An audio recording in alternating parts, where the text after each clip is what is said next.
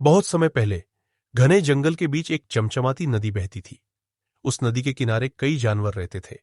मछलियां, मगरमच्छ, कछुए, बगुले और सबसे अलग एक भारी भरकम दरियाई घोड़ा जिसका नाम था भोलू।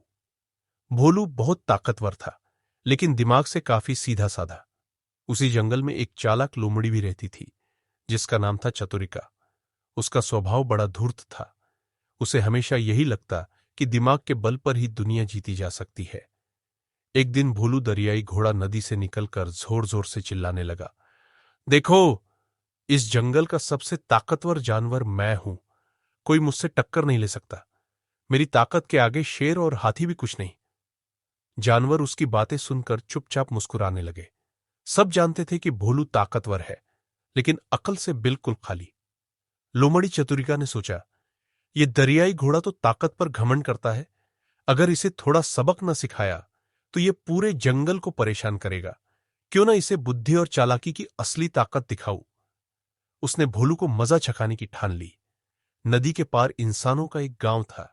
गांव में एक हरा भरा मक्का का खेत लहलहा रहा था। लोमड़ी ने दरियाई घोड़े से कहा, भोलू भाई, सुना है गांव में बहुत मीठा मीठा मक्का उगा है। अगर तुम चाहो तो मैं तुम्हें वहां ले जा सकती हूं। तुम्हारी ताकत से कोई हमें रोक नहीं पाएगा। भोलू की आंखें चमक उठी। उसे खाने का बहुत शौक था। हां हां, चलो अभी चलते हैं।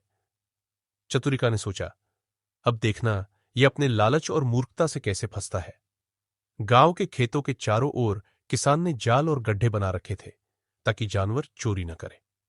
लोमड़ी को सब रास्ते मालूम थे, पर उसने भोलू को सबसे खतरनाक रास्ते से ले जाना तय किया।